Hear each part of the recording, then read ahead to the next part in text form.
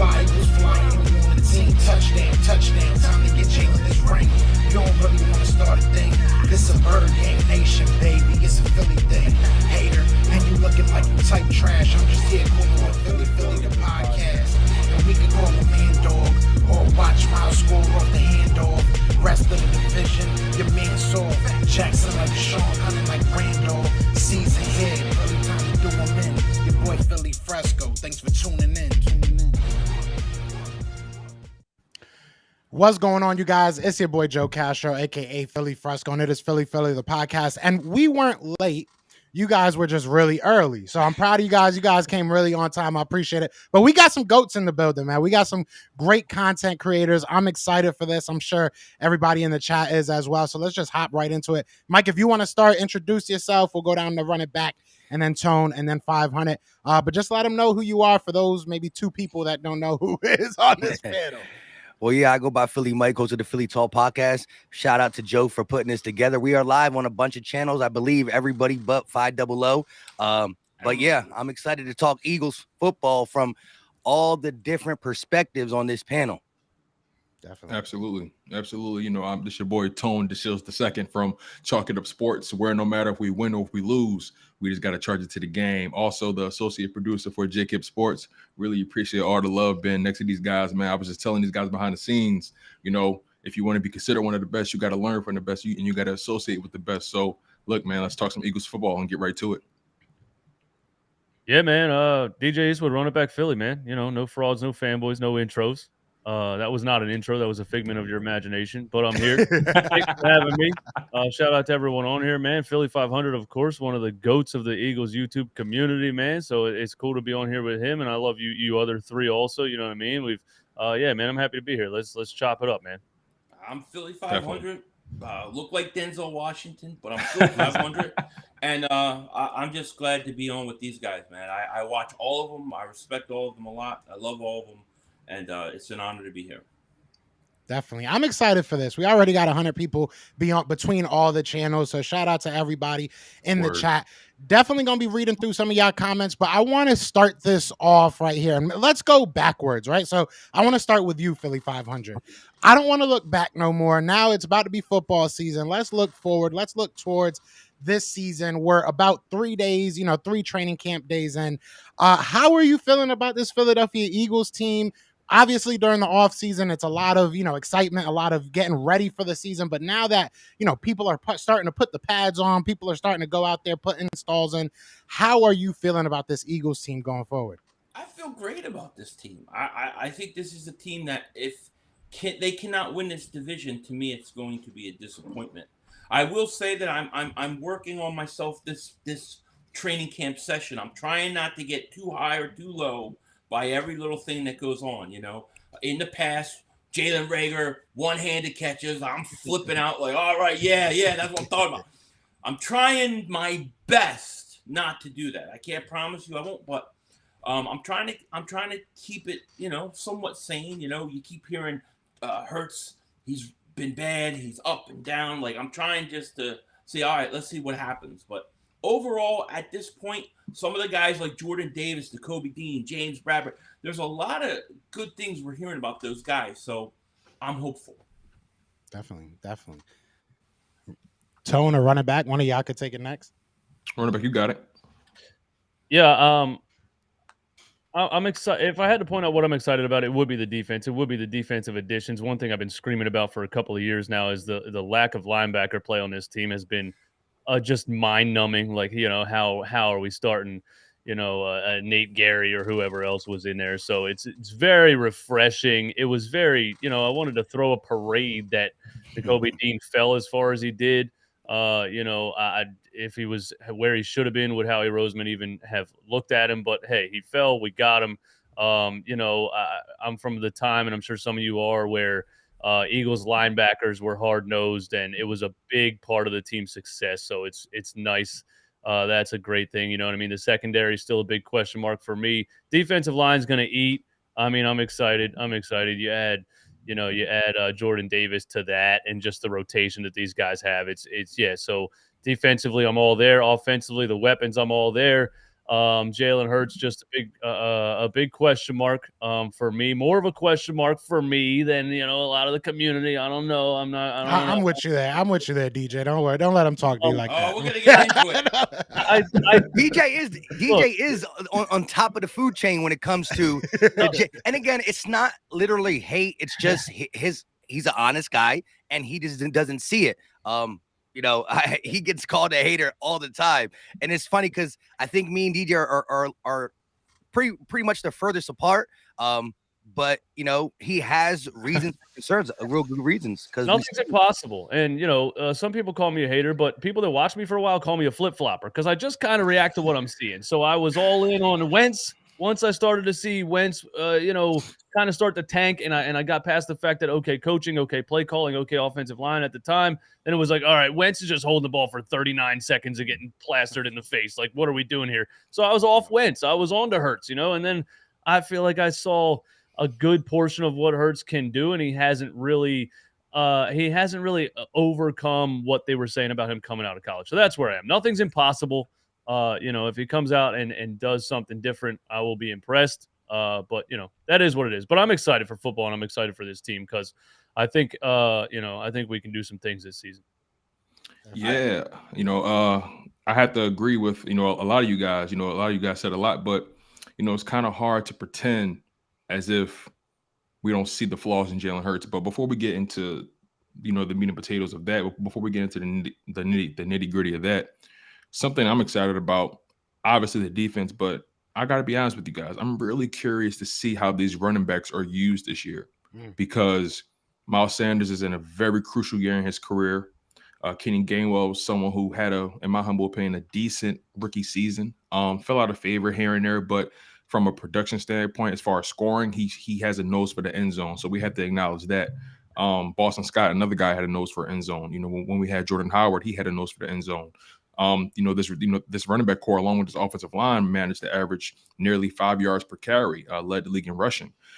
We know what these guys can do on the ground, right? But I'm really curious to see how they're incorporated in the passing game. I'm really curious to see if Jalen Hurts can actually utilize his backup plan, his dink and dunk, the bailout route. You know what I'm saying? Sometimes things aren't really going to clear up downfield. So you got to be able to have the presence of mind to dump it off to your running back and let them work. And I really need to see Miles Sanders take his ability in the passing game to another level. This is a really important year for him. And, we've seen it before. We've seen what he can do in the passing game. We've seen him catch, like that deep ball he caught in the Vikings game his rookie year, right? We saw him catch that, even though that wasn't really a good game for us. But, we've seen what he can do in the passing game, and he's just regressed every single year since then. 2020, regression in the passing game. 2021, another regression in the passing game. And he's dealt with injuries. So, I'm really curious to see how the running backs are used. Kenny Gainwell, he's the best route runner as far as running backs go. He runs routes maybe like a C+, B- level wide receiver, which is really good for a running back. Hands like glue. Like I said, these running backs, they understand blocking. I think the worst running back on the team as far as like vision, maybe Miles Sanders. Kenny Gainwell, he understands the blocking lanes. Boston Scott understands the blocking lanes. I'm really curious also to see what this guy Kennedy Brooks does. I love his film. His patience is what stands out to me. His patience and also his stability. A running back that's not you can't get him to the ground as easily as you may think. He kind of bounces off people like a ping pong ball, and he just has, in my opinion, great stability at the running back position. 205, about 5'10", 5'11", something like that. So yeah, this running back room is going to be exciting to see in the passing game, especially behind the offensive line for sure. Before you go, Mike, I love you. I'm sorry, I don't mean to cut you off, but I saw 500 make a little bit of a face when you said that about Miles. And we all friends here, so I just want to know, like, do you feel that may not be a true set? Are you a little bit higher on Miles than maybe Tone is?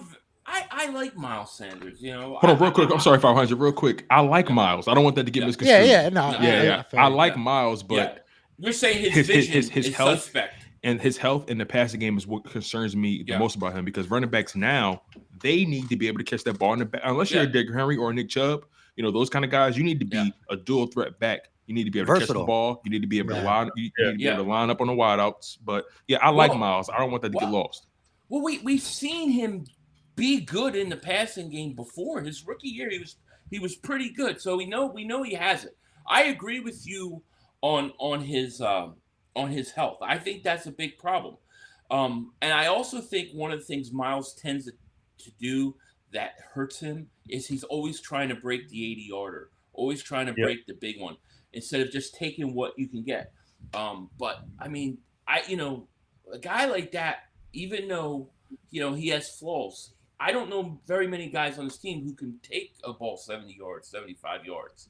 So to me, sometimes I'm willing to live with a little bit because I get such a big benefit of his explosion on the other side. I hope Miles has a big year, but he'll probably be gone either way. So after. Just to go off that real quick, I think it's going to be hard for Miles to stay on this team because not so good. He's off too good, and we're not going to want to pay him. I agree. Anybody who has 5 yards of carry for more than 3 years in a row or 3 years in a row, they're doing something right. That list is short. I think opportunities have been his biggest problem, whether that's the decision of the coaching staff trusting other guys or not trusting him enough. Kenny Gainwell is a 5th round pick. Miles is a 2nd round pick. But once you're drafted, it doesn't matter anymore where you were drafted. It's what you can do.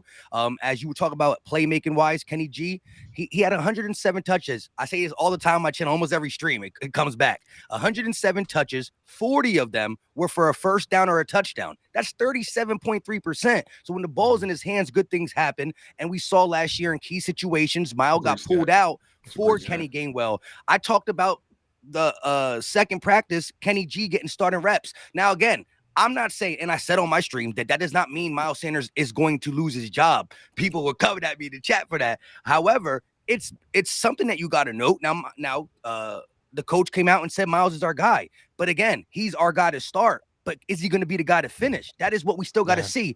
I want the Eagles to be good, and I'm going to want the ball in the guy's hand who gives us the best chance to win. So, having multiple backs back there ain't not a bad thing. I think it's going to hurt Miles in the paycheck department, and running backs really only get that one big payday before, the tread on the tire is not worth paying. So we're definitely going to see. I think Miles Sanders' check for his second contract was already written by the time he got drafted. I don't think there was ever a notion by the Philadelphia Eagles that they were going to give this man a second contract. Just like the lack of usage. We talk about it. I understand, like he does get hurt a lot. Don't get me wrong. And last year it felt like he got hurt as soon as they were about to start giving him those touches that we thought he deserved. But even his first couple years, you didn't see him being used. The main thing that the Eagles fans always said is, why are we not getting him the ball? Why are we not getting him the ball? So it's frustrating. But at the same time, right now, we're in probably a beautiful situation, right? Brandon, I think it was Brandon that said it in the chat. Why aren't we calling Jordan Howard right now is beyond me. That's the only question I have about this running back group. But I do agree with you 100%. I think it's going to be very interesting to see how they kind of utilize these guys. Now, I mean, another position group that's going to be very interesting is this wide receiving group. Now, hey, Castro, real quick, can I ask you a question? Yeah, I want to ask you a question real quick before we get to the wide receivers and stay on Miles, just for one more topic.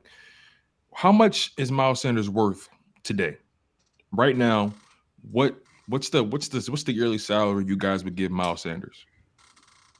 Like $5 million at the most. I'd give him 8. Yeah, it's not high. Okay, running backs in general. Okay, now 500. You said you give him 8, right?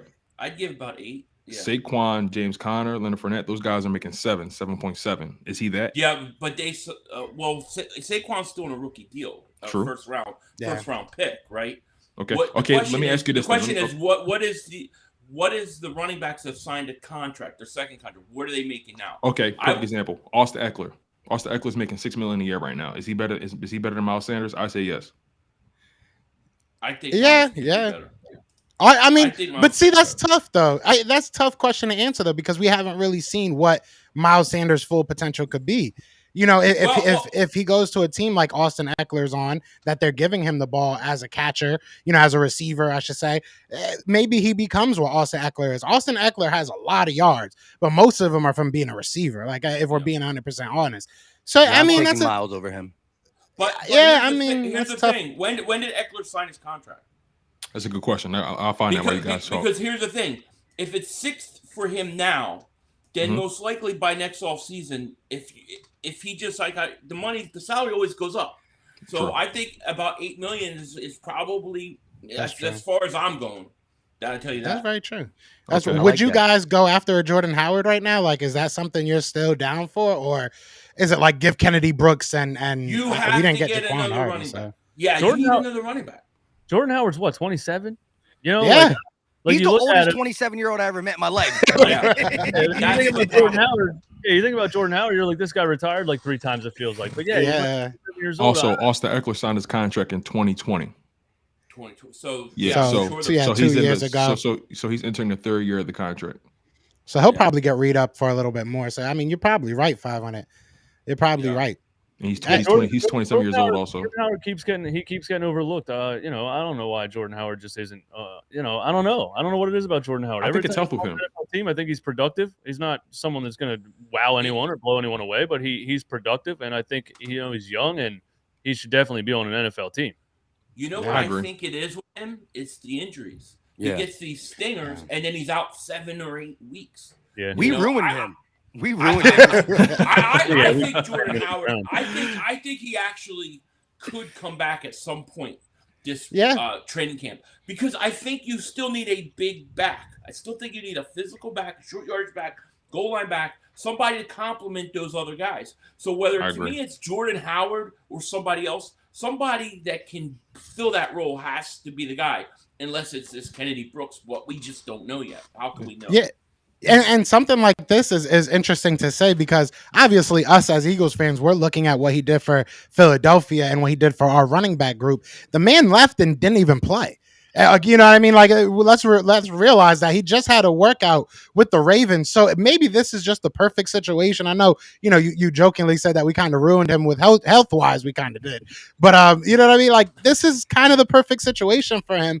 So maybe it is just one of those things that he's kind of waiting for us to give him that call. I personally would. I wouldn't hesitate to bring him back to Philly. I think that's what we need right now. We need something like that. I don't know if there's another guy out there, maybe like a Kareem Hunt, if he doesn't want to be in his situation or anything like trade that. deadline. But That's trade deadline beat right there. that's There you how I'm go. feeling. Yeah. That's know how what? I'm feeling. Speaking on the topic, speaking on the topic of running backs, just real quick, if I had to guess, I think Kenny Gainwell has more carries than Miles Sanders by the end of the season.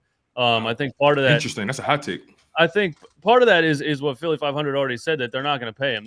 I don't think anybody's betting the Eagles are going to pay him in the state of the NFL that we're in right now, where you just feel like as long as I have a good offensive line that can open up holes, I can get another 22-year-old out of the draft. But Eastwood, by that logic, wouldn't they run him into the ground? Like just be like, because these organizations, if they know they're not going to pay you, they're going to try to get the most out of you. So yeah, that's a good wouldn't way. it- To look at it. you know what I just- mean? So I think maybe they'll ease Gainwell into more of a starting role as they get towards the end of the season. That's what I think. And I think Kenny Gainwell like fits the mold of like today's NFL running back, which is like we're starting to agree. realize what's more valuable here.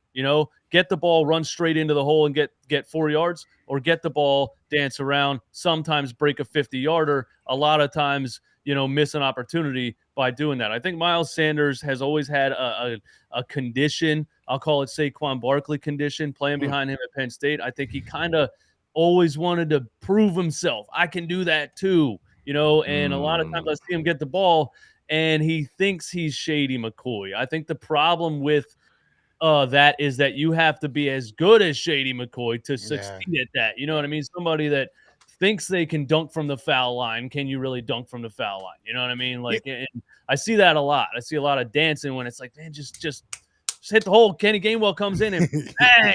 too much east and west, not enough north south.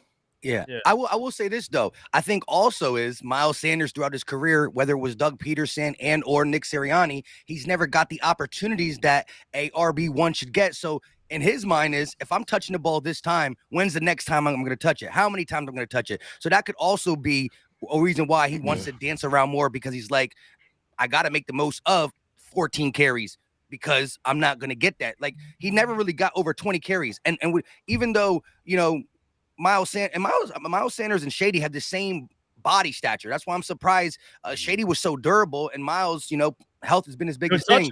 Couldn't touch him. Yeah. and the fact is though, there were times we ran Shady 28, 30 times in a game. You know what I mean? So cut on the dime that's a perfect handle for him, because there's not too many people like Shady. I mean, Barry Sanders, but Shady McCoy, That's a he whole has nother some. level. That Why snow did game we was get just rid of crazy. That Shady, snow game man? was Like, wild. Larry was crazy. Bro, we but real quick, didn't shout we out- know what we had. We didn't know what we Anti-Chip had. Kelly pod. Here it comes. Anti-Chip You know- Kelly pod. Here it comes. Yeah. For real. But you know what though? At the end of the day, with Shady, we could talk about. He still averaged 5.5 yards a carry last year on what we consider a bad year. 5.5 yards. I think his long. I have it here was 38 yards. Yeah, Miles. Yeah, miles. So I mean, to me, if That's good. guy, if he could, 5.5 yards a carry, it's pretty good. Very. And if How he many could- touchdowns though? Well, 0. That's the hurt piece right But there. see, I don't That's feel like crazy. that's his fault. I don't That really feel does- like I- that's his fault. No, I I blame feel- him. You want to know why? Listen, there was a play where Jason Kelsey gave him the lane, and he just decided to make this weird cut, and all you saw was Jason Kelsey in the end zone, like my man just threw his hands up, like, bro, you had tried. it. I Why tried. are you trying I to think do it's the good, most? though. I think it's good though. It's running back by committee, unless you have Derrick Henry. You know, Yeah. every Yeah. team really is running back by committee. So you want a bruiser, you want a finesse guy, so it fits. But yeah, when it gets to the end of the contract, are you gonna pay him, or are you gonna go get another 22-year-old out of the draft? You know? And I want Yeah. to say this real quick because yes, Jalen Hurts definitely took opportunities from the running back, all the running backs on our team because of how we use him in the red zone. Like when Jonathan Stewart played with Cam Newton, his touchdowns went down too. But at the end of the day, Boston point. Scott found a way to score. Jordan Howard found a way to score. Kenny Gainwell to not have a touchdown at all is still mind blowing. When someone first told me that, I think it was like week 14, week 15. I didn't believe him. I literally had to go look it up. Yeah. I did not believe that he didn't score at all. But real quick, shout out to Taylor K for the super chat. He said he's excited for the season and keep him in his prayers. Hopefully everything's going good with you, my guy. Yes, Or sir, girl. yes, sir. A guy. And I want to talk about these wide receivers because I want to talk about these wide receivers because obviously the running back position I thought was less of a hot button topic than the wide receivers, but we just talked about that for like 15 minutes, so I can Hey, only there's get, 5 of them, so we can imagine. make a 3-hour show easily. Yeah, I can only imagine how we're gonna feel about the wide receiver. But I mean, look, we have probably the most talented wide receiver group that can I say ever? I mean, I can't think of a time that I go and look at 1, 2, and 3 and say I feel comfortable with all 3 of them. But how does that work in a system that we just sat here and talked about, a running back group that was good enough to be number 1 last year, had, damn near some historic games and some historic stretches as far as the run game goes. You add a AJ Brown. Obviously, you have a Devontae Smith in his second year. I'm excited to see it. I love a Quez Watkins. I'm interested to see what Zach Pascal brings to this offense. But how does this work? How do you guys make this work? You know what I'm saying? Like, how are we going to feed all these mouths in an offense that's predominantly here to kind of make the running game going? How do you, and we'll start with you, Mike, and kind of go the opposite way now. How do you think this can work out for the offense? I mean, we wanted to have a lot of good players on this team, but the problem is now there's only one ball. I think you're gonna see a more passive team. I think you have to, regardless if Jalen Hurts is good or bad, you're gonna have to find out. You don't pay $100 million to a player to just have him block. I think that opportunities are going to be a little bit soft for everybody or less, but they're gonna have better opportunities because of the coverage. And as much as we want to say from Jalen Hurts being a runner and all the running backs, last year they had to stop our run game. And then once they did that, we weren't passing the ball that great. We were in the 20s, right? This year, there's going to be open wide receivers. So whatever Jalen Hurts can and can't do with his anticipation and timing, the windows are going to be a lot easier because you got AJ Brown going to take the number 1 guy. Devontae's going to get the number 2 guy. The field's going to be open because of guys like Quez Watkins. Dallas Goedert finally gets to be tight end 1 for the whole year. And then you got the running game, and Jalen Hurts is a weapon. So I think this is going to be a team that makes the quarterback better. And that's why I feel like you might not see all the crazy numbers, right? It's been since 2014 since we had a wide receiver with 1,000 yards. I want one, but what I want more is winning. We just saw the Dallas Cowboys have a 4,000-yard passer, a 1,000-yard receiver, a 1,000-yard running back, and they lost the same time we did. So I don't really care about it. I do want to get it because it's been so long, but I want to win. And I think that the ball is going to be shared a lot, and everybody's opportunity is going to be, they're going to be able to make impactful plays, but they're not going to be able to get the volume. And you're not going to be CeeDee Lamb's going to get the ball thrown to him 15 times. AJ Brown, Devontae Smith, they might not be able to, but their opportunities are going to be impactful, I say. Yeah, I think sorry, Tone. I think Quez Watkins is somebody to really look forward to going into this season. Thank you, DJ. Thank you. You know, obviously the defense paying attention to AJ, paying attention to Devontae and Quez last season at the number 2 spot, or you know wherever Jalen Reagor was still being used at the time. You know, now it's pretty much set in stone. Is that guy even coming to practice anymore? Get him out of here. Quez Watkins.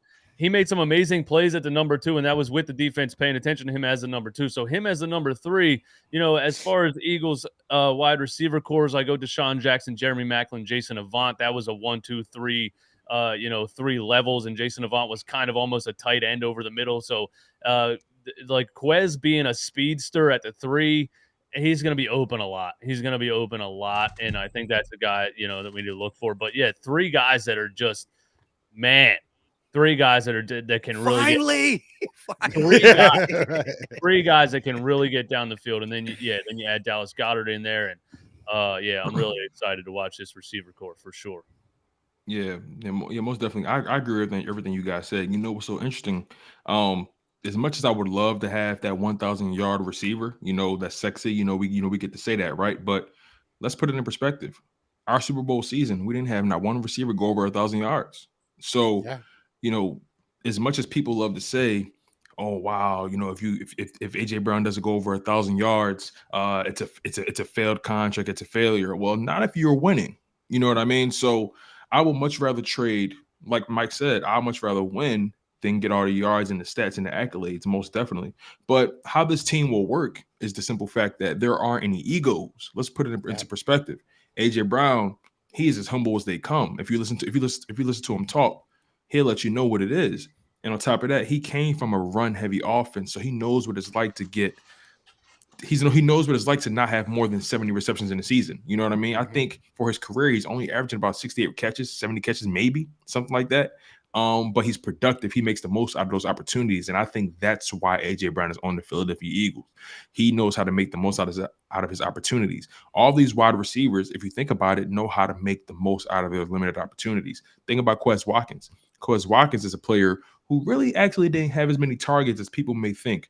As a matter of fact, Quez Watkins, he only had 62 targets on 43 catches. He has a high catch ratio, though. You know, he catches most of the balls that came his way. And through those passes, he had 647 yards, average 15 yards of reception.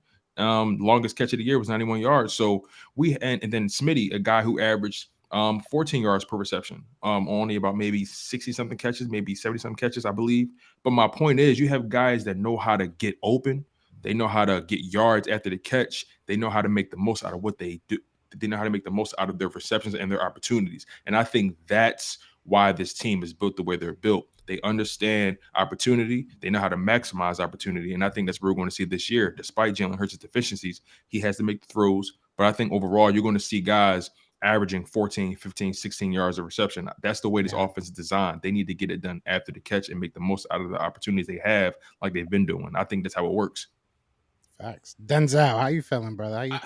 I got to tell you, you know, I think that this is all about Jalen Hurts, right? The only reason you bring A.J. Brown in is because you want to evaluate Jalen Hurts and give him the best chance to succeed as possible. I really think that the Eagles are going to pass more than they're going to run this year, like 60-40, somewhere around there. So there's going to be more opportunities for those guys. 500, real quick. Can I ask you a question? And then y'all let you go. I know you said the ratio pass run should it might be 60-40. What do you think it should be though? Because 60-40. I say 55, 45, something like that. That's where I'm at. Yeah. I think you have to come out of the season knowing whether Jalen Hurts is the guy. So I think early on in the year, you come out and you give him a chance to win games and prove it with his arm. We don't know if he's the guy or not. We can't know until he goes out and throws. That's why you bring A.J. Brown. There's no excuses now. A.J. Brown is a stud, okay? He's a good receiver, big physical receiver. I think by the end of the year, Devontae Smith will lead this team in receptions and yards. I think Devontae Smith is that good, okay? And a lot of that's going to have to do with the fact that A.J. Brown's going to get a lot of attention, okay? Do you know that Devontae Smith was the 37th most targeted receiver last year. That's, to me, unacceptable. That means they didn't go to him enough times. And if you look at some of those all-22, Mike, I know you do, he's open. He's open. They tried to go to him. They were trying to feed Rager too much. That was the problem. And well, they're always trying to get Rager involved, especially after Justin Jefferson has huge games, right? Yeah, so I saw that connection too. Yeah, every time Justin Jefferson has a huge game, they come out with Rager. Oh shit, guys. but so I think they're going to throw more. I think Goddard is going to benefit greatly with all the space, and then I think Quez Watkins is your home run hitter. I think he's going to have big plays downfield. So to me, I think they throw more. I think it's possible that you get one or two guys with 1,000 yards if Jalen Hurts can deliver the ball and can take the next step as a quarterback. But to me, I don't want the Eagles to run 90 or like 70% of the time. I want to know if Jalen Hurts is the guy. The only way I can know it is I got to go let him throw. And that's my game plan going into the season. It's all about knowing about him. So 500, is it about the volume of throwing or is it about the quality of throwing? No, both. I mean, I think you have to have a balance, but you can't have, if he's throwing 15 times a game, that tells me they don't want him throwing. If I'm a defense and I'm going to game plan against Jalen Hurts, it's simple. You're going to game plan against the Eagles. Make Jalen Hurts beat you with his arm. Force him to beat you with his arm. So I think you have to have a balance, but I think at the end of the day, I think we got with the weapons we've got, there's no reason why Jalen Hurts shouldn't be throwing more this year than last year. And I think it comes down to my bad. Go ahead. Oh, go ahead, Joe. Go ahead. And I think it comes down to, like, personally, I don't want to see us throwing the ball 60% of the time, but once you get to the playoffs, that's what's going to have to happen. We saw that against Tampa. So I wouldn't be surprised if they go out there and try and. So what's the pitch count then? Is it 30 times a game, 35? If I'm the coach, I'm not having Jalen Hurts throw that ball or planned to throw that ball more than 30 times. I'm just not. Why?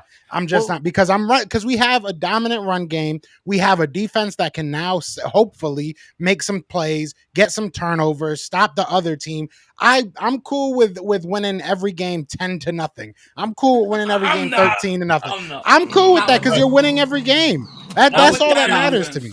I want to jump in, then I want to hear Philly Mike, because I remember a stream that we did before that playoff game. Me and Philly Mike together, when I said something, I ended up being 100% accurate on it, by the way. You guys still calling me a hater. No, because last season, it was hard for me to be like, rah, oh my God, this is amazing, because I saw what happened, and I think it was Nick Sirianni being his first year as an NFL head coach.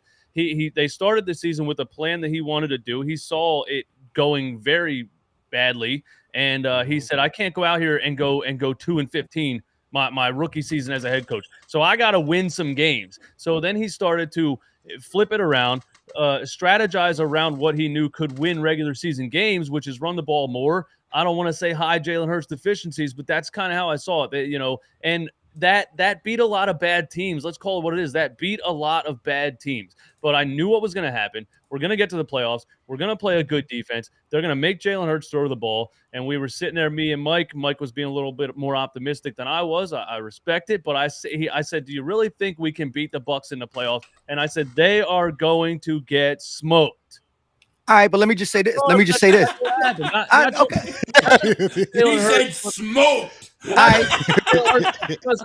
Because of what I saw from Jonathan Gannon too, and how predictable his defense was. And Tom Brady was the least sacked quarterback in the league at the time. I'm like, he's going to go out there with his eyes closed and run down the field on us. Like, come on. But DJ, I also said if I'm betting, I'm taking the Bucs. I didn't say I want to put money on the Eagles.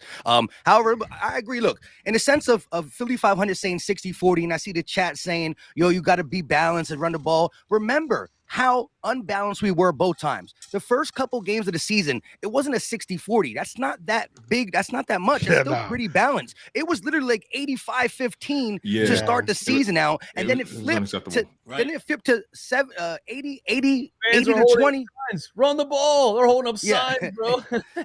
Listen, Carson's 2017, we were third best. We were third in the NFL in rushing as Carson Wentz was carving up defenses. When you run the ball, it makes the play action work better. It makes your passing game work better because they have to drop an extra guy in the box. When they drop the extra guy in the box to stop Jalen Hurts or a running back, now you get one-on-ones. And we have the players who can beat one-on-ones. Last year, once they took Dallas Goedert out and once they took Devontae Smith, they were we were losing in the our receivers versus their coverage. They had more bodies to throw at us, and we could not move the ball. I think this year, again, with the run game being as it is, if we stay 60-40, the throws are going to be easier to be made. And we do got to, and again, I would not come on here and say, as Philly 500 said, that Jalen Hurts is automatically going to succeed. No, we know what he got to get better, but I just think that. I know. I agree. Like I said, yeah. I agree. Like you believe he can be good, but you're not 100% sure. Nobody should be. I have no idea. I think that Jalen Hurts has the intangibles, right? We know he works hard. We know he does everything he can do. That's where my hope lies, and in the talent around him. I don't know. I have no idea. I don't know. Yeah, listen, and I will say this.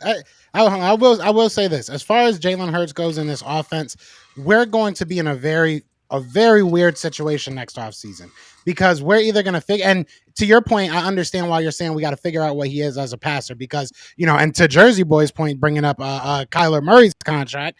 We could get stuck in a position where we win a playoff game. It wasn't really because of him, and now we're paying him $40-50 million a year. So I get wanting to see what he can do as a passer. He's not getting that no matter what happens. How Kyler Murray didn't do anything. Kyler Murray literally has done nothing. Kyler, like if you look at his stats, and I'm not even sitting here hating on Kyler Murray, but if you look at his stats, he's very similar to the trajectory. Trajectory, excuse me, that Jalen Hurts is on. I mean, you put a bunch of great players around him. To push back a little bit down here. Real quick. There's no way that you're telling me Kyler Murray has a better arm. But that's about it. But I'm talking about like. Go ahead. I'm sorry. No, yeah, I'm not saying Kyler Murray is head and shoulders above Jalen Hurts, but I'm looking at Kyler Murray's accuracy, right? And Kyler Murray's accuracy has gotten better every single season. Last season, the season just ended. I think he completed like 68-70% of his passes, something like that. But he also had DeAndre Hopkins, and you know what I'm saying? Like I'm with you. I'm with you on that. I'm with you on that. But Jalen Hurts. Look, the bottom line with Jalen Hurts is he knows the assignment. He understands what's at stake here, and he can't afford to go outside. That's the bottom line.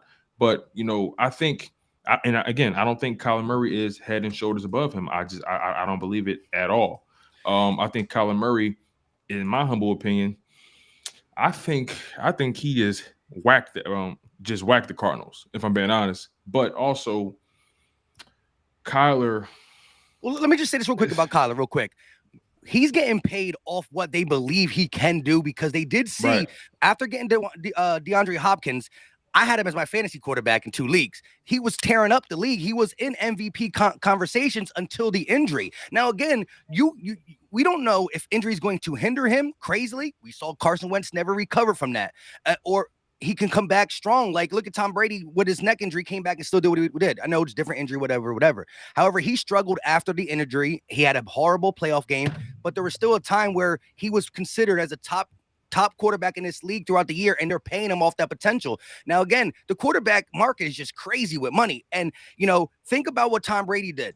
He always took less. It always allowed the Patriots to have maybe not great skill positions for him, but he always had a top 10 defense he had something that also helped him out. And I think that because players don't take that type of salary, it's going to be hard. The cap will always go up, but paying your quarterback, I forgot what the exact, like a lot of GMs try to say, we got to make sure that the quarterback is only this % of our salary cap so we can go ahead and fill around them. But, that's just the way it is.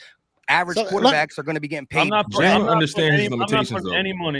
any money into a 5'10" quarterback ever if I'm an NFL GM ever in my life. Jalen knows his limitations, right? If Like, you he's have that to get quarterback. outside the pocket, if you have to get outside the pocket to make throws, that's dangerous for me in the NFL. I Well, just, well, I mean, he's still in Drew college. Brees was little. Drew Brees was little. Yeah, but he was 6 foot. He was 6 foot. He was actually at lied. least like They lied on his thing. He's he sits on his 5'11". tippy toes. He was looking over the center. But my thing, realistically, what right now, like if you look at what's going on with the quarterbacks, if you look at where the contracts are going for everybody, because TV deal, like we're coming out of a period where money was down for the NFL. So realistically, these guys are getting these, crazy absorbent amount of money because the salary cap is going to go up.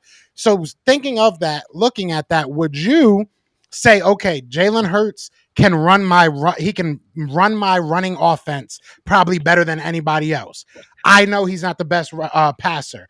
Let me offer him 30 million, 25 million right now. Hey, Castro, if I'm Jalen, this is what I'm doing, honestly. And hear me out on this. If I'm Jalen, and if I'm both sides negotiating this is if I'm Howie, I say, look, Jalen, we're looking at these contracts that these other guys are getting 45, 50, 40. Let's be frank.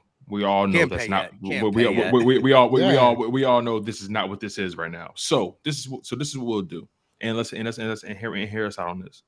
We're willing to pay you $35 million a year. We'll give it to you for 3 years, and then we'll let you re-up in 3 years. And then at that point, you'll get your next contract sooner than later. See, that's what I would do. Like I would have no problem offering him. If I'm Jalen, I would accept actually a 3-year, $35 million contract, ball out, and then re-up.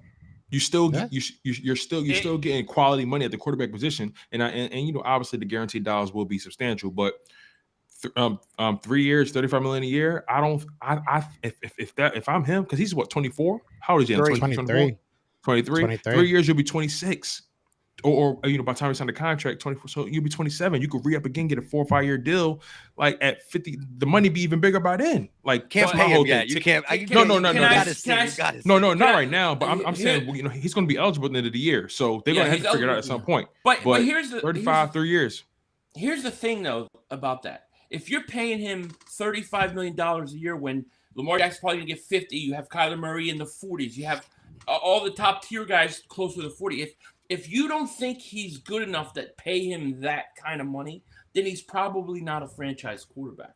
So why not just go out and get a quarterback that you're going to have? Why give him $35 million a year? For what? I wouldn't do it. But if the Eagles are the team that it looks like they're trying to build, that you have your defense finally getting it back together, you're willing to spend money at the wide receiver position.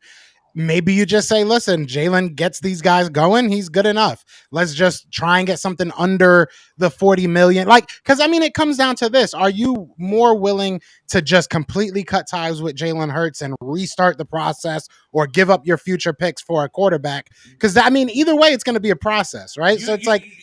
Your offense is set. That's what I'm saying. So whoever, I don't care what quarterback you bring in there, he's coming into a great position.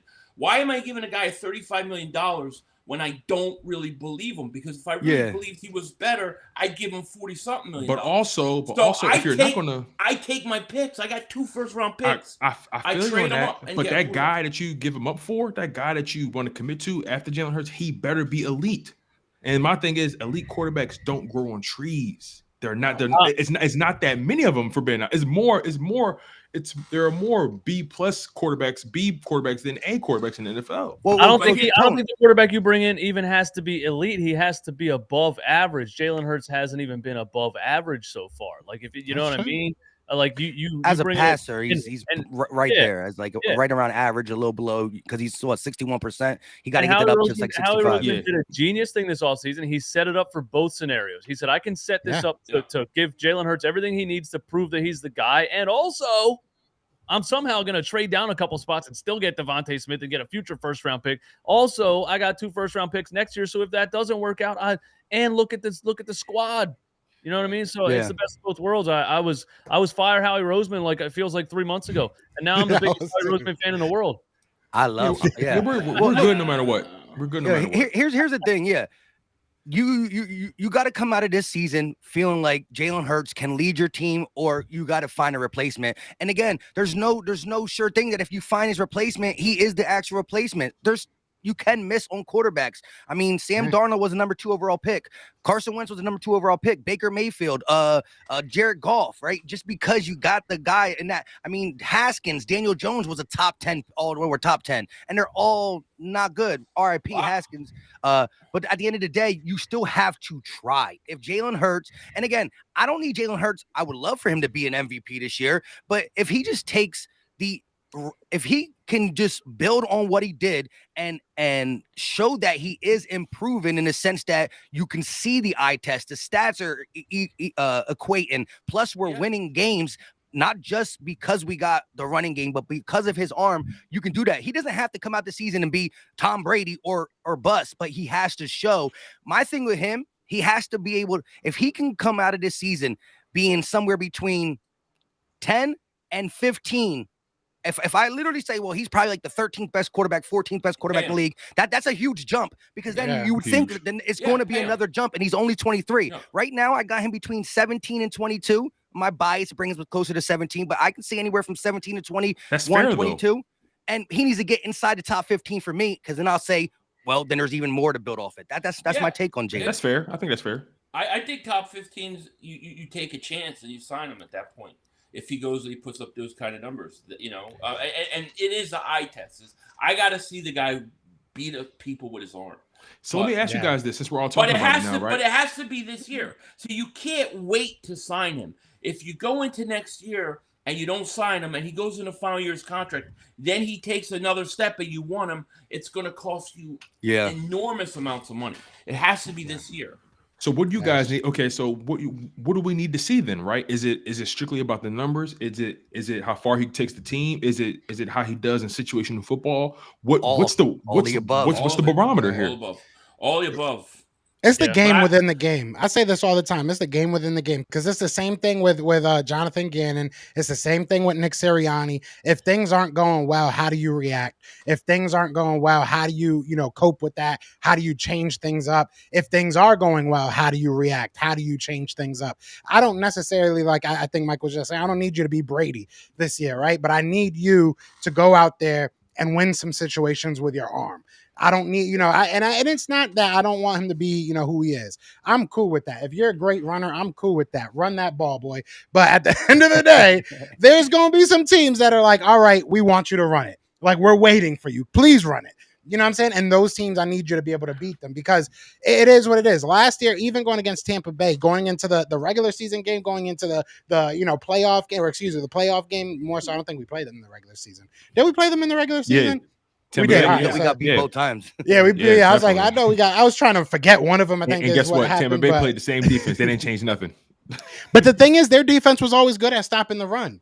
You know what I'm saying? And I said before the regular season game and the playoff game, if you're going to win this game, you're going to need something from Jalen Hurts. So those type of situations are going to have a complete 180. We're going to have to be able to say, Jalen's going to be able to get this done. But shout out to everybody in the chat, man. We got over 450 people between all the channels. So be sure to hit the likes, hit the subscribes, go to everybody's channel, show them all love, man. Keep this Philly community growing, but I'll let y'all answer that. Yes, Jalen has to take a very clear step forward. It has to be a clear, okay, he looks improved. Yeah, it doesn't have to be Brady. It has to be a clear step in the right direction. And, I think probably the biggest thing that people said and that stands out to me still is his one read and run thing. Just one read and run.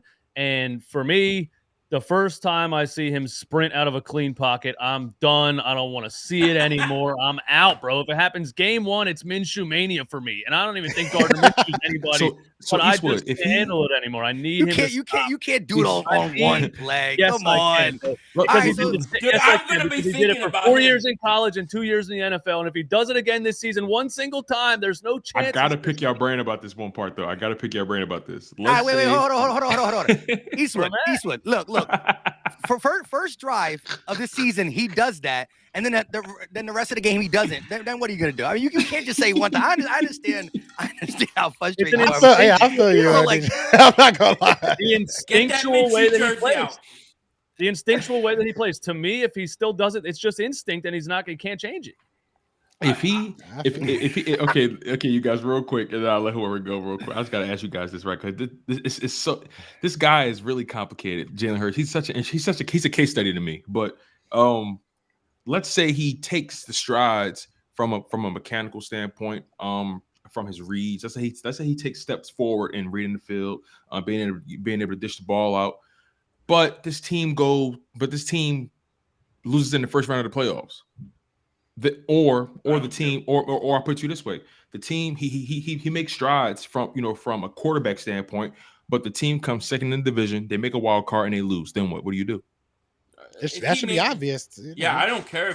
That's not the deciding factor for me. Okay, see, that's what I'm saying. I'm just trying to find out where we are with this, because I think look. You have A.J. Brown, Devontae Smith, Goddard. You have a top 3 offensive line. You have weapons all over the place. And we're talking about possibly letting him throw 15 times a game. That would be a waste of the time on your team. Yeah. So, to me, what I need to see, and you know how defenses are, you know how defensive coordinators are in all season. They're going to go study what Tampa Bay did. They're going to try to do exactly the same thing. And it's going to come down to, can Jalen Hurts beat teams with his arm? They're going to try to take away him running. They're going to try to take away the running game. And that's what it's going to come down to. When I see him beat teams with his arm, I'm going to start to think, all right, we've taken a step. I don't think running the ball 60% of the time last season was beneficial to Jalen Hurts and his development. No. And I think it was beneficial to the win-loss column for Nick Sirianni, rookie head coach. This year is definitely there would be no point in really doing that.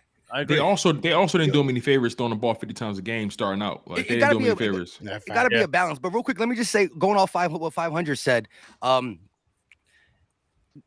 Hurts has to not just win games. He just got to be better than he was last year and be in the upper. He has to be in the top half of the quarterbacks. If he can show that he's in the 13, 14, 12 best quarterback, that is a huge step for being only 24 years old.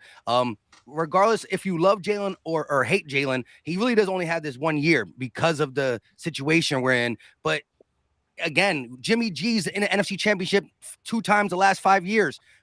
Not many people are sold on him as a quarterback. He just lost his job to Trey Lance. So, quarterbacks can get judged and graded so many different ways. But you just got to feel comfortable that he can be the guy to take you to the promised land eventually. And I'm not Eastwood with one bailout, but I am going to critique Jalen Hurts a lot more harder this year if he's not doing it, because it is what it is.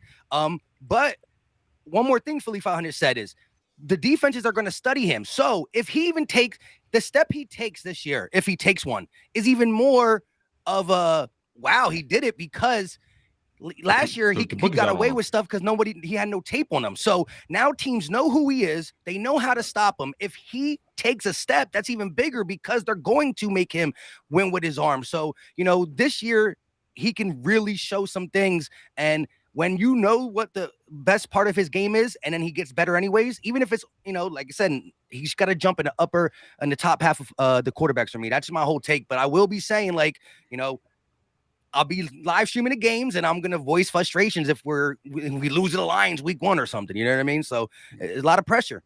Yeah, I'm glad that me and DJ are on the same side on this stream as far as where our positions are, because I feel the same about Hurts. Yeah, and you guys know how I feel. I'm the hater of Hurts. Everybody thinks I'm the hates herder or whatever. Can't even say it. Hurts hater. Can't even say it. But I really don't care. It doesn't make sense. It doesn't make sense. And this year, I'm glad a lot more people are hopping on that wave, because last year I said it. I'm not going to hate on him. I'm going to tell you exactly what I see. Towards the end of the year, when we got better, he got less involved. So that can't happen this year. We'll see what happens. I said that I think it should still be 55 run, 45 pass. I think that he can still make a huge impact on the game with that type of split. We'll see what happens. But I do want to talk about the defense, because I mean, we just went yeah, go ahead. Just to finish this up, because if you were to put a gun in my head and say, do I think Jalen Hurts is going to do it or not? I'm going to say yes.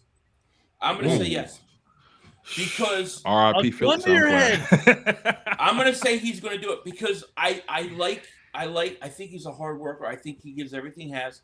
and I think he's got an unbelievable offense around him. Hard work beats talent. And so it does. And so based on the person that we seem to think he is. But the chat saying R.I.P. Yo, the whole chat said R.I.P. But listen, here's the thing. If they give him an extension, they don't have to put something in his contract saying study tape 4 hours a week. That's true. He's not that kind of guy. So that's where my hope lies with him. But honestly, I have no idea. Yeah, I don't think anybody does. But that's the fun part of this. We're probably in the best position of any team and maybe I'm saying this, facetiously, but of any team in the NFL history that might be looking for a quarterback next year. We have the team. Yeah. I gotta be honest, y'all. Give a moment of silence for Philly 500. I gotta be honest, I'm so excited about this season. The people need you.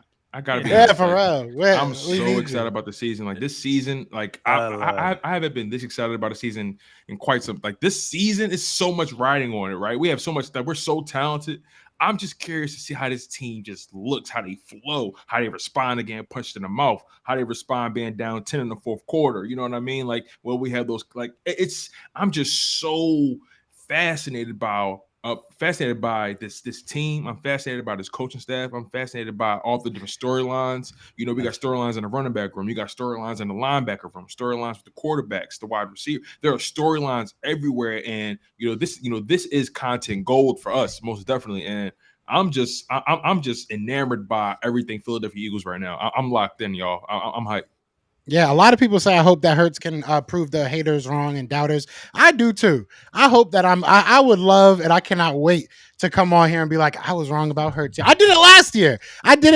When he did it, he had a couple really good games. I was like, I was wrong. I'm gonna shut the heck up. So I would love for it to happen. I love my Eagles. Look, this says Philadelphia Eagles. You know what I'm saying? And shout out to the Hurts season hats. I wasn't taking a shot at that. I didn't even think of that. But anyways, I want to talk about this defense because I feel like, look, the offense, I think we're all very excited about, very high on. There is the question mark about Jalen Hurts, but outside of that, there's a lot to be excited about with that offense. This defense, as you said earlier, DJ, we do have players at positions we're not used to having. We have a bunch of linebackers, a bunch of cornerbacks, and top three looking good.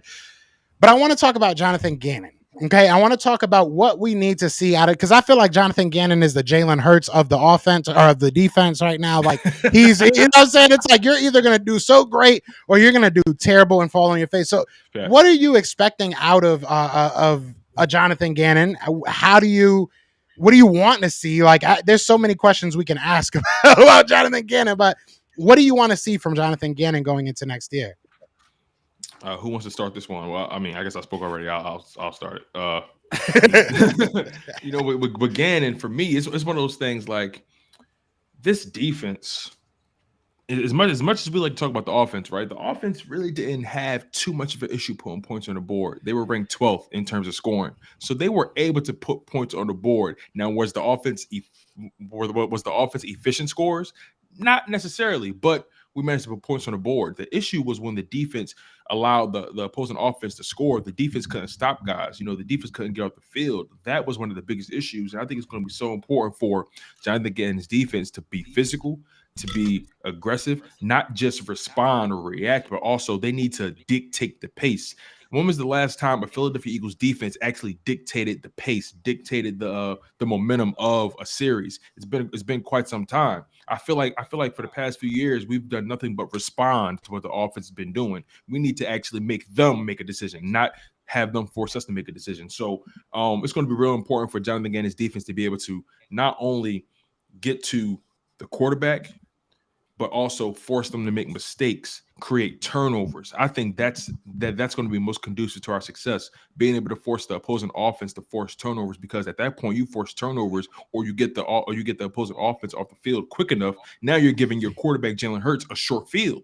And how many times was Jalen Hurts given a short field last year? We probably could all count on one hand how often Jalen Hurts is given a short field. I don't think Jalen Hurts is in a position in his career where he's able to drive routinely 80 to 90 yard plus drives. I don't think he can routinely do that at this point in his career. So it's going to be imperative for this defense to be able to get Jalen Hurts a short field, force turnovers.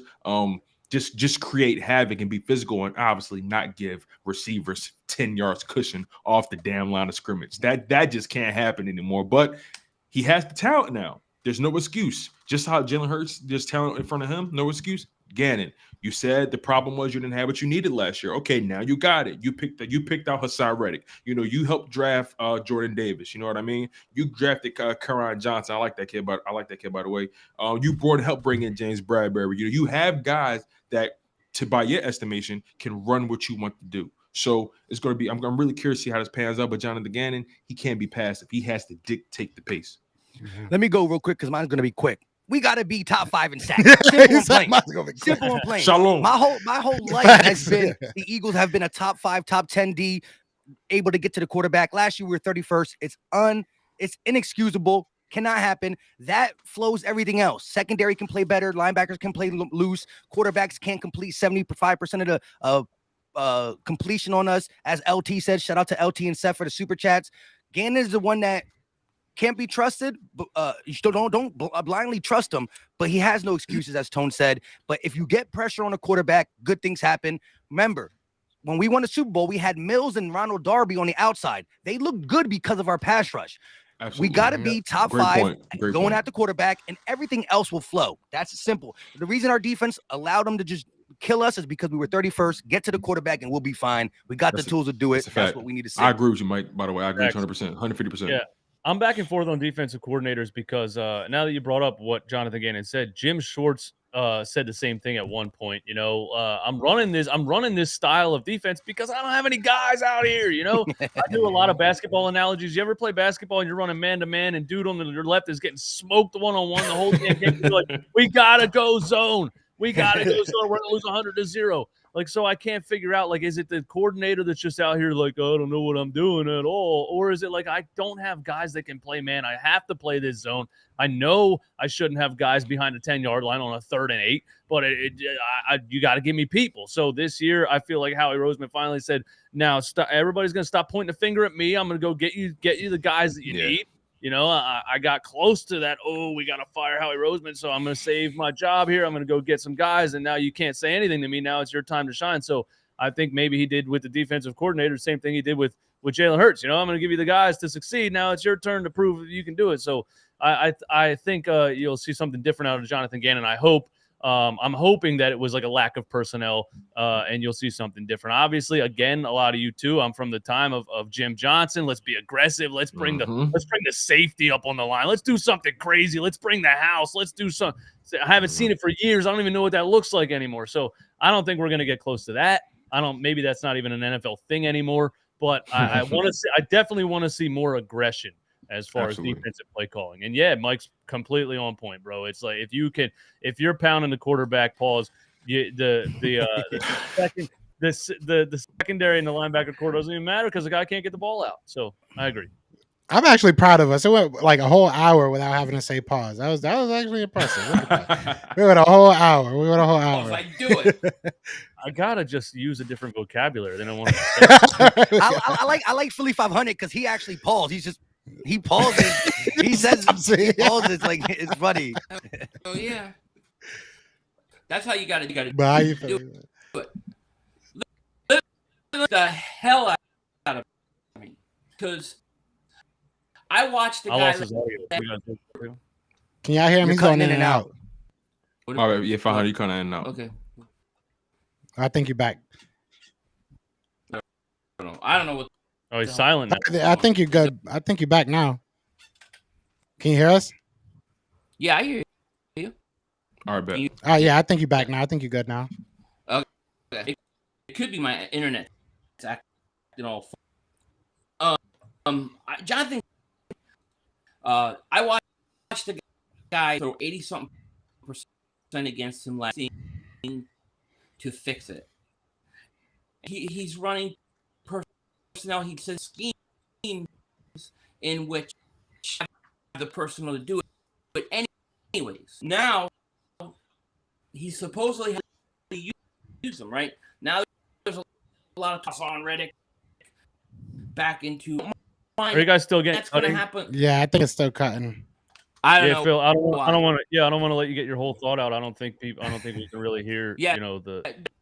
Fix it. You guys talk, and I'll try to fix.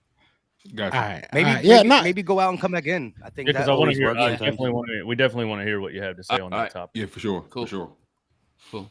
For sure. But yeah, you know, he made good points. You know, I mean, well, from what we heard, right? You know, you can't allow you can't allow you can't allow quarterbacks to complete over 80% of their passes, right? We had 9 quarterbacks complete over 70% of their passes. 5 of that 9 completed over 80%, and then you allow Derek Carr to go for 93%. Completely unacceptable. Just unacceptable. Yeah. And I agree. I understand. I don't even want to say I agree. I understand he might not have had the players he needed or wanted, but Jim Johnson, excuse me, that was disrespectful. Schwartz, okay, at least he made something work. He had some type of, different plans when he came out in the second half. I just didn't see that with Gannon, and that's what worries me the most about Jonathan Gannon is like, are you going to be able to adjust if your players still aren't what you need? You know what I'm saying? If you end up realizing, hey, maybe Jordan Davis is going to take a little bit while, maybe, N'Kobe's going to take a little bit of while, I got to figure something out while they're learning. If he can't do that, then we're going to be right in the same position. But Philly 500, hopefully we got your back, right? It sounds good. It sounds good. You so tell far. me. Sound better? Sounds better. Good. Okay. Jonathan Gannon scares the hell out of me. A lot of Damn, we're still doing it. I don't know. Let me, Do you have Wi-Fi on? Maybe turn your Wi-Fi off.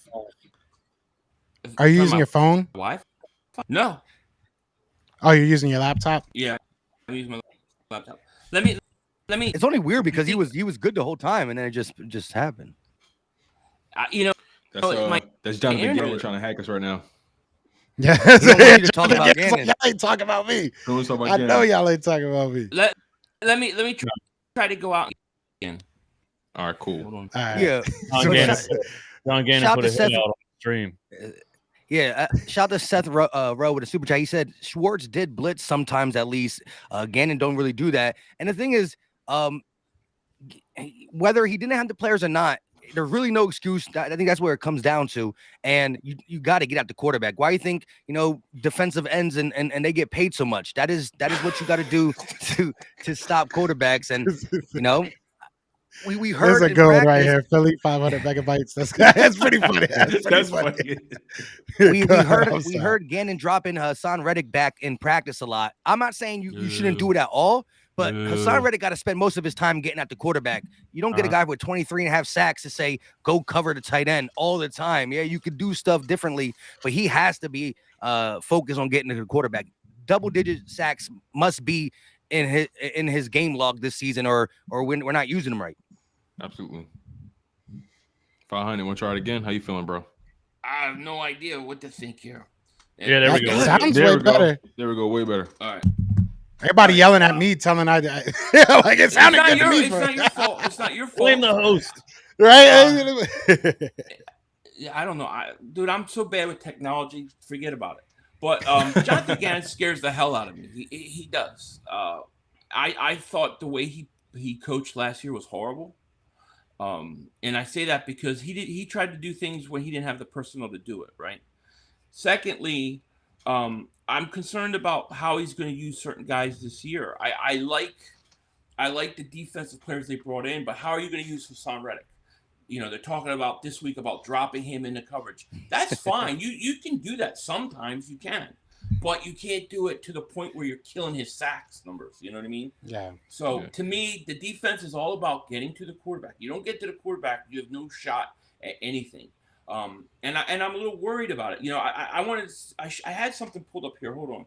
It was talking about Reddick, right? And it was talking about his numbers. I don't know if you guys talked about this, but in 2017, he dropped back 27% of the time, had 2.5 sacks. 2018, he dropped back 43% of the time into coverage, had 4 sacks. 2019, 50% of the time, had 1 sack. In 2020, dropped back 17 times, had 11 sacks. In 2021, 8% of the times, had 12.5 sacks. So I think that's what needs to happen, right? I think what Gannon's trying to do is he needs a curve. So I think, just to bounce up what 500 just said, I think what Gannon's trying to do and this is me trying to play devil's advocate, right? Or at least try to see what just try to see it from another perspective. I think what he's trying to do is we're going to rush Reddick. They don't pay him that money just to have him drop back. They know he's going to rush the quarterback 90% of the time. I think what he's trying to instill is, okay, even if we have Reddick on the field, there may be a moment where we do drop him back just to throw a curveball at the quarterback. You know what I mean? So I think I'm not saying you're going to see Reddick rushing 25, 30% of the time, but if he can be 10% or less as far as dropping back and then rushing the rest of the time, then at that point, I think we'll be cool. I think 10 to 15%, I think will be fine. You know, perfect. That's perfect. Let me ask you guys this question, because this is a good question right here. And of course, as I say that, there's like 55,000 other comments that go right in front of it. But somebody, here we go. Tony Bryan said, "Who scares you most, Hurts or Gannon?" Who? And I want to kind of rephrase that question because I don't want to say scares you. Who do you think that person having a bad season affects us more? Is it Hurts or Gannon? Like if Hurts is the exact same as last year and Gannon is the exact same as last year, what hurts us more? Probably to me, Go ahead, DJ. I was gonna say Gannon because if Hurts is just kind of a game managing quarterback, then to have ultimate success, you're gonna need like a bruising top 5 defense that can take you, as far as defense has ever taken a quarterback that hasn't put everything on his back. Or a lot of times I point back to that Denver Broncos team when Peyton Manning was at the end of his career and he wasn't good at all, and they won the damn Super Bowl because the defense was just so good. Or Russell Wilson's rookie season, or one of his first couple of seasons when that defense was just so good, he just had to manage the game, and they actually went as far as that defense took them. So I think Jonathan Gannon, because it doesn't matter to me what Hurts does. If we're, like I said, out here being predictable and anybody can trot right down the field, then none of that matters. So, I think Gannon scares me more. Yeah, I co-sign exactly what a DJ said. If Gannon doesn't adjust, we're if Jalen Hurts puts up 33, but we're allowing 40, it is what it is. You know what I mean? So the defense, definitely Jonathan Gannon, because of how he played last year. And, that was the record-setting completion percentage against us and stuff like that. We can't have that. Don't know how you get head coaching interviews after doing stuff like that, but it is what it is. The NFL is all about who you know and not exactly what you do. But definitely Gannon scares me. I think there's more pressure on Hurts because he's playing for the contract. I think Jonathan Gannon can easily get a job somewhere else with somebody knows, if Hurts doesn't do what he needs to do, he might never be a starting quarterback again. So I think there's more pressure on Hurts, but Gannon's I'm more scared of Gannon. I think Gannon's going either way. He's either going to be great and get a head coaching job somewhere, or he's going to get fired. It's going to be one or the other. So then let's bring back Buddy Ryan defense. Huh? Yeah, I would be cool with that. I would love that. I would love to have a hard hitting, hard nosed defense. I'm so tired of our offense. Like I'm cool with our offense being good. Don't get me wrong; it's beautiful. It's nice being a great scoring team.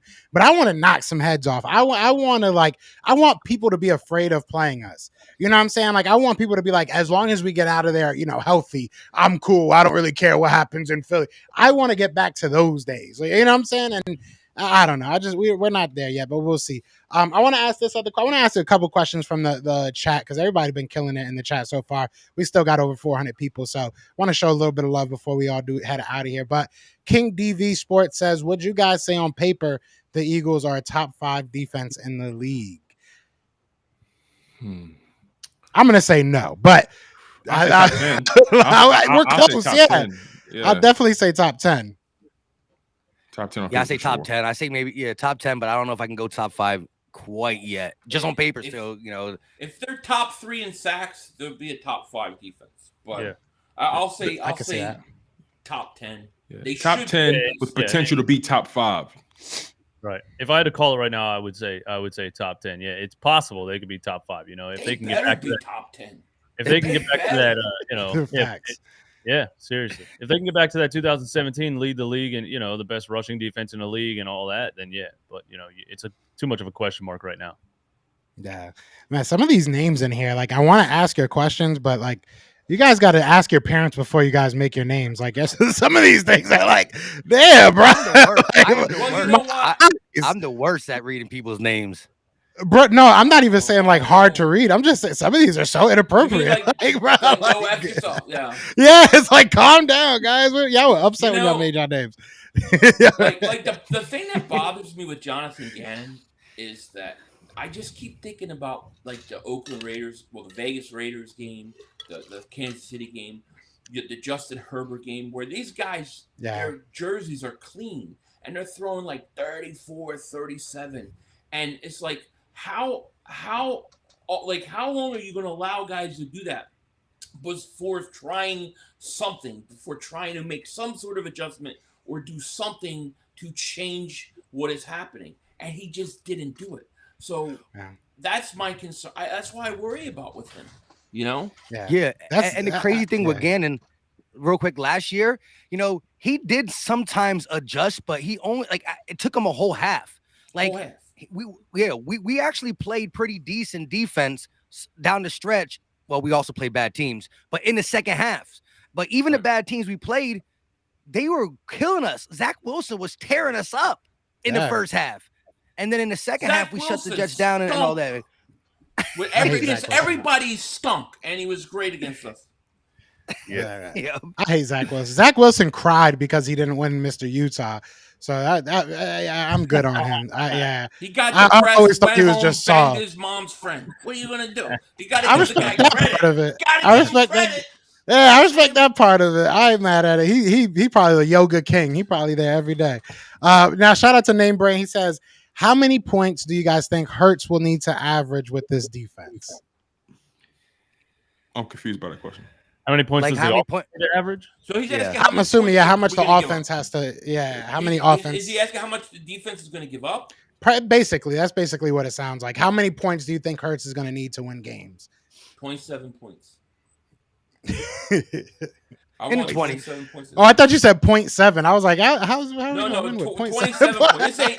This ain't the Reggie days. I would say 10 points. But I think 27 points, man. I think you gotta be upper echelon.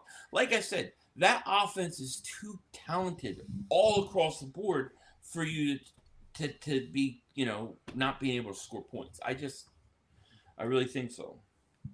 I respect that. Yeah, I would say around the same. As long as we stay around where we were last year, we were around 12. If we stay around 12th, I don't see why it wouldn't win us a lot more games, especially with this with this schedule. We have an easy ass schedule. I don't think that's a big factor, it should be too tough. This team should average 30 points a game, honestly. Yeah, they averaged 26.1 last season. So 26. Yeah, 26.1. Wow. The addition of AJ Brown and the hopeful step forward of Jalen Hurts and things like that, they should be able to get to 30, I think. Now, let me ask you two more. I want to ask two more questions to the panel, and then we're probably going to close it up. The first question I want to ask is, what's the realistic hope from this season? Obviously, I'm not talking about wins and Super Bowl, but what do you want to learn about this team? Are you going into this year saying, let's just make sure we know Jalen Hurts is that guy? Are you looking at Gannon saying we got to make sure he's the guy? Are you looking at Sirianni saying we have to make sure? What's the biggest? Last year, I feel like it was just kind of figuring out what Hurts was, figuring out what this team was as a whole. But what are we looking for? Individually, what are you looking for out of this team this year?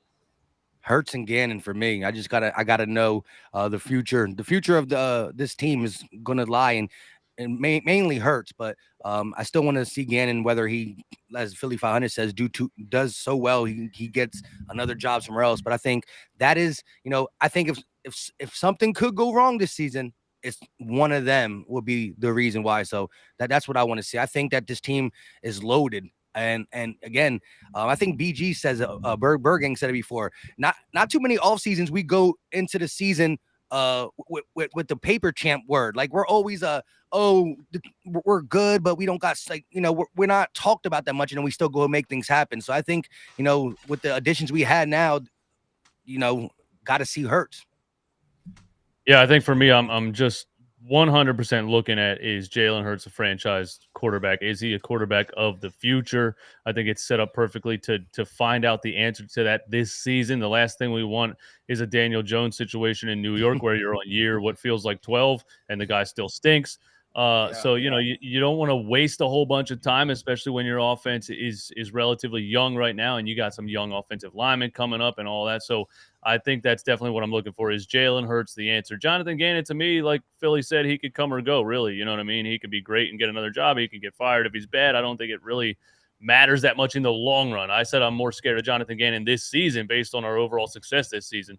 But yeah, a defensive coordinator can just be a throwaway. You're looking for a future franchise quarterback, and I really think that's just the main thing I'm looking for this season. That's why I don't think it makes sense to tailor the offense to be run heavy just to win a bunch of regular season games, because it doesn't really get you anywhere in the long run. Like, yeah, it's fun. It sneaks you into the playoffs, so all the people could say, we made the playoffs. Hater, look what – it didn't matter. I don't care. I want to see something that can be longevity. That's just where I'm at with it. We got to start somewhere, though. You got to start somewhere. You know? I concur. Yes. He said it perfect. I totally agree with everything he said.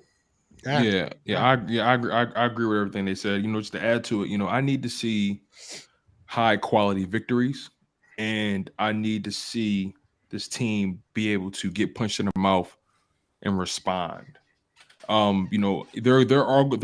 whether we like it or not, there are going to be games where the Philadelphia Eagles are down by 10 going into the fourth quarter, and Jalen Hurts is going to have to will this team back. He's going to have to throw the pill. I need to see Jalen Hurts. I need to see Jalen Hurts have that infamous Matthew Stafford drive. When the drive may be 14, 15, 16 plays, you got to throw the ball every single time. I need to see him win, like we've been saying, win with your arm. You know what I'm saying? As far as Nick Sirianni goes, I need to see creativity. I need to see you be able to create so much space with this talent. Like it's no excuse, man. Like I agree with everything you guys said, but for me, like I said, it's really about quality of victories, and it's really about just being able to see this team respond when things are looking bleak. Can Jalen Hurts throw that ball 13, 14, 15 times in a row if he has to and complete? Can he move the chains on a game-winning drive? I need to see that. And don't ruin my Christmas. Don't ruin my Christmas because they play Christmas Eve, the Cowboys. Yeah, that's my holiday right there, dude. You're gonna screw that's one of my favorites. Yeah, that's one of my favorites. They better not mess that up. I do agree with everything you guys are saying. Obviously, those are the big. I'm gonna say, just to say something that nobody else has said yet. We got to get this special teams right. I think that the Eagles have been a team that has lived off of great special teams play. Like if you really look at Donnie Jones was one of the top 10, punters in the league. That helps. You know what I'm saying? We talk about Jalen Hurts not having short fields. We need that. So. That's what we need, man. That's what we need. Yeah, maybe we need to throw. I was going to say we need to throw Philly 500 out there, man. Because at this point, I'm pretty sure he can average more than Jalen Reagor. 2-yard return. You got to get a return. They haven't had a return since Sproles. What was the obsession?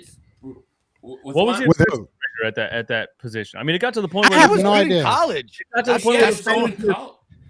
the point where the fans were booing him coming on the field. They were still.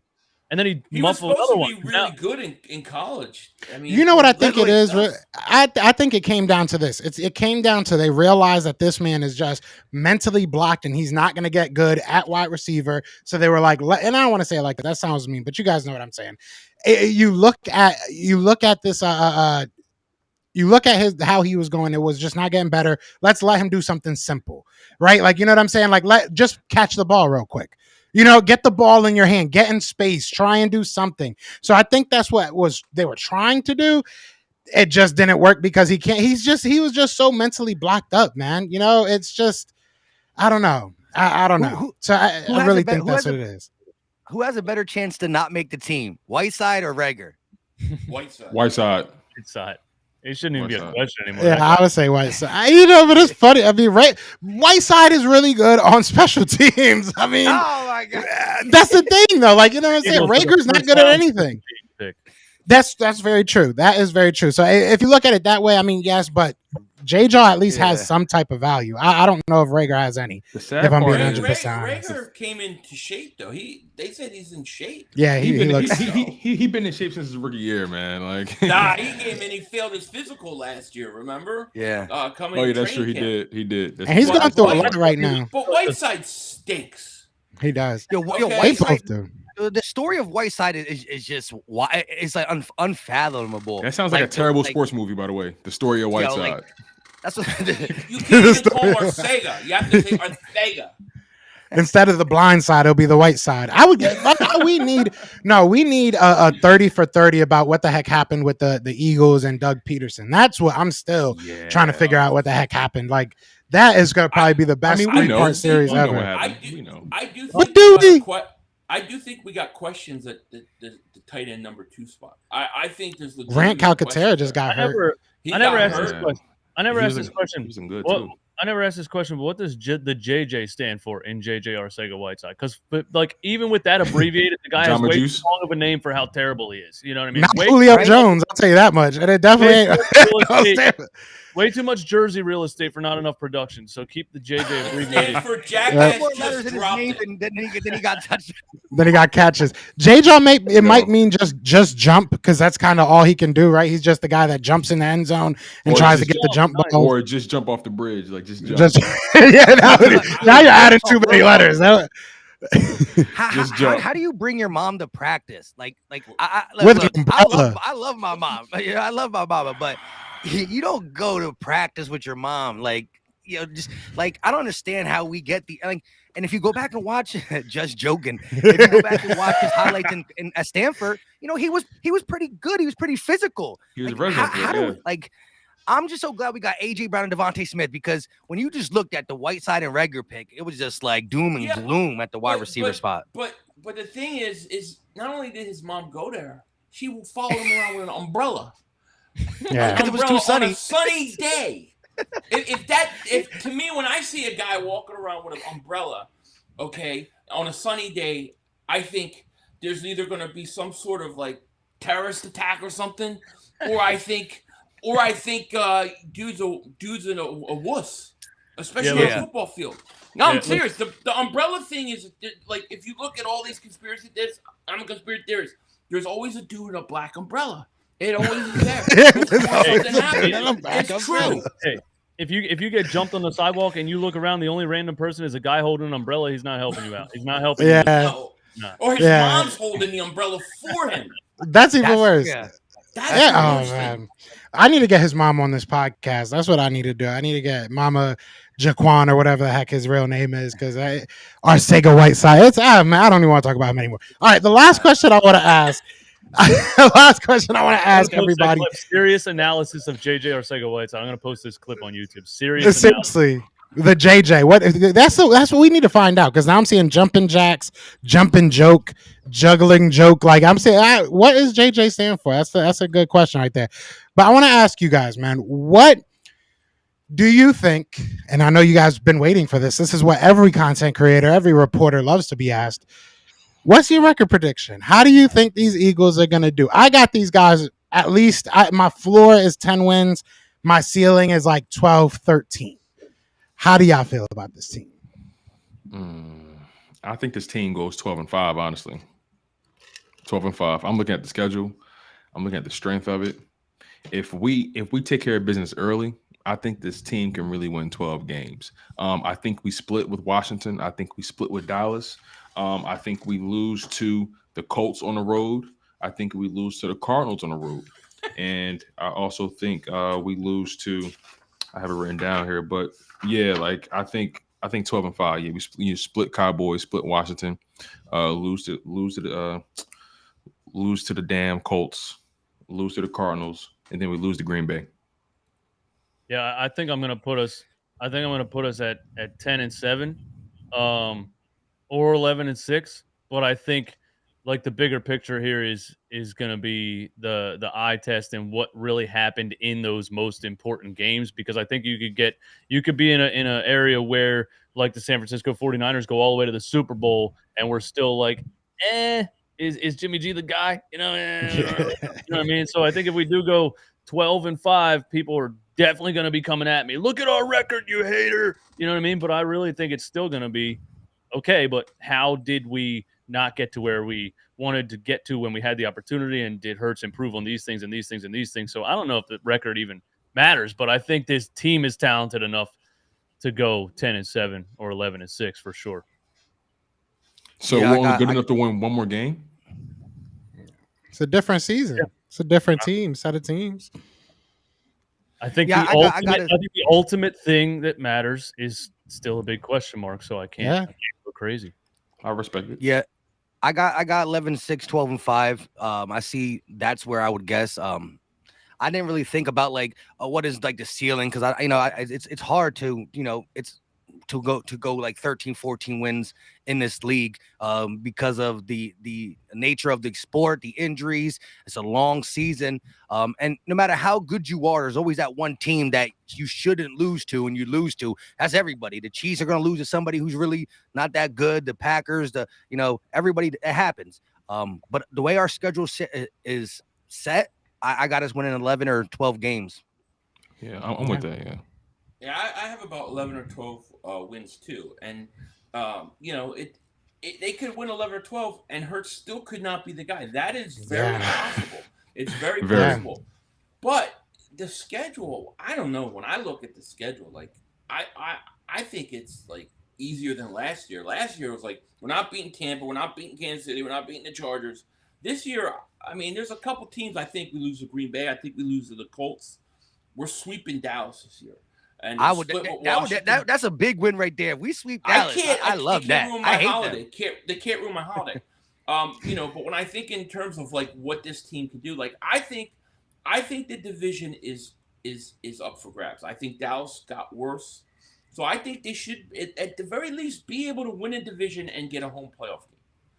I think if they do that and they can win one round, I think that's a nice step, and then hopefully Hurts proved that he was a guy. If we get in a situation where we struggle early and we have to go back to this run heavy offense again, and then we're winning, then I can't come out of the season going Hurts is the guy. So the wins don't mean that Hurts is the guy. Those are two different topics, in my opinion. Yeah, I agree. Yeah. And I've even said it. I've said it before. We could go into this playoffs 14-3 and still think that we're gonna get blown out in the first round. We have a pretty easy schedule, if I'm being 100% honest. Yeah. And you look at the team around it. I agree with 100% of what you guys said. We could go into the playoffs and still be questioning a lot of things about this team. But I think everybody in the chat looks like they're around 10 to 12, 13. I've seen some 14s. I do a weekly show with James, for Best of Enemies. He's a Cowboys guy. I said 14 wins because it's hard to really look at this schedule and go week by week and say we're definitely going to lose this one. Whereas last year, there was like a good easy. It's favorable. That's the disconnect. It's favorable, not easy. If you're talking to a Cowboys fan, right? If you're we're 16 and up. Always say more. Always say more to piss them off. Anything he says, I always increase it by like 2 or 3 just to get under. There's going to be some losses that you should have won, though. Exactly. I anticipate that because Jacksonville, Detroit, week 1. I asked Philly 500 this question. I don't know if I asked Joe this question because we just did a stream together too. But what is your percentage, like a percent that we could actually lose week 1? I think, what would you say, like 18%, 15%? You said Philly 500 was 18, and I said it's a small chance. You can lose any given Sunday, but the rest of the panel before we get out of here, what is your percent that we got this great all season and we come out and go lose game 1 to the Lions? Give me a percentage out of 100. 30%. Yeah, that's high, bro. 30%. I'm gonna tell you why, because it's week 1.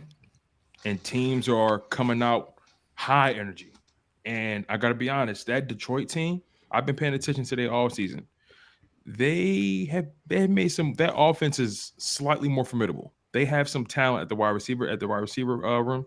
They have a talented running back room with DeAndre with Swift. It's going to come down to the quarterback obviously, but I just feel like that a game like that on the road, Detroit's coming to get their get back. We blew them out, and I just feel like if it's a 30% chance, because who knows, this team may come out this team may come out sleepwalking. You know what I'm saying? Like I'm not saying we don't get better as the season goes, but you know, we got to be realistic. These other guys get paid too, and you know, week 1 everybody 0-0. This team may come out with the passion. Yeah, I'm gonna say there's a 10% chance that we lose to the Lions week 1. I don't see that happening. I think it's going to be like week 1 of last season against the Falcons, and the Eagles are going to smack them in the face, and then it's going to look like a Super Bowl team, and then you know Philly's going to go way over the top and throw a parade after week 1, and then we're all going to be like, we're all going to get stabbed in the heart like 7 days later, you know. But yeah, I don't see that happening. The Giants defense, I just Googled it right now, is ranked 29th going into the season. I think we have enough talent on the offensive side of the ball that we shouldn't be. If we do, we are in big time trouble, not just with the quarterback position, but a lot of other things. Hurts comes out week 1, throws 4 touchdowns. How about that? I'm not paying no mind. I'm not paying no mind. Better. I will say the Lions probably have a little bit of a chip on their shoulder against us. If you look at their season last year, obviously we blew them out last year.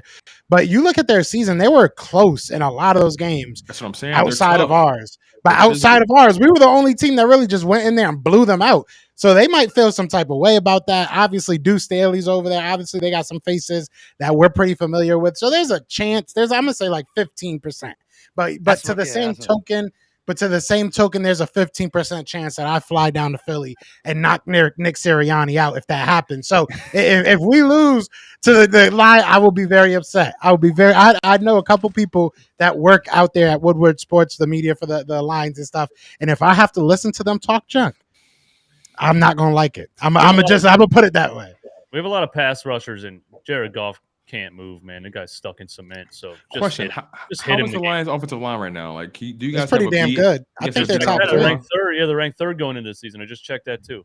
Wow. Yeah, they're pretty damn good, and they're pretty young, if I'm not mistaken. Their offensive line's pretty young. They got a team. They're building something out there, but they also have never been to a Super Bowl. So until that happens, you know, I can't really take them too serious. It is what it is. Maybe that's just our recent Super Bowl talking because we got one. You know what I'm saying? But I can't wait. Goodness. I can't wait. So everybody is feeling really good about these Eagles. I am about to close this up. We're about at an hour and 40 minutes. We got 445 people still in here throughout all the channels. Wherever you are, be sure to hit that like, hit that subscribe. Check everybody out on the panel. You know what I'm saying? The Philadelphia Eagles community is one of the best content creation communities out there. So shout out to everybody in the chat. You guys were amazing, except for Go F Yourself. I think he went and effed himself or something. I don't know. He's no longer in the chat. So shout out to everybody in there, man. This was a lot of fun. We got to do this again. I'm sure we'll do it with even more people. You know what I'm saying? But do you guys have anything y'all want to say before we do close this out? Go ahead. Thanks for having us on. I appreciate it. Yeah, I was like, oh man, yeah. Shout out to Castro for orchestrating this, man. You know, like I said, man, this is always fun linking up with you guys. The content is always electric. You guys are doing great work. Don't stop doing what y'all doing, man. Keep grinding. Keep putting that work in. Keep letting guys know who y'all are. You know what I mean? You know, deliver this content with a passion. Deliver this content with a swag like you never had before. And you know, Eagles fans, look, this is going to be a fun season, man. You know, no matter what happens, this is going to be a fun season.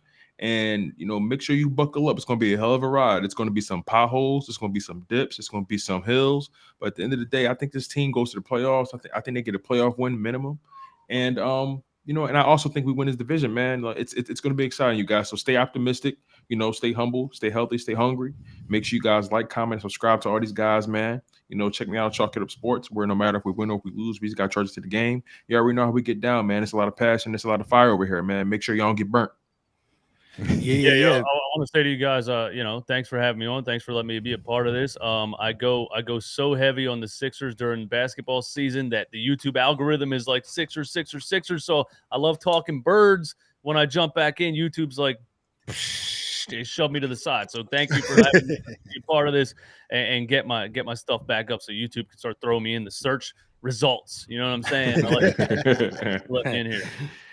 Yeah, definitely. Shout out to Joe for hosting this. First time on Restream. I kind of like the flow. Love talking football with you guys. And when the Eagles come out, and if we are as good as we say, if we get to that 14-15 win, I am going to be unbearable.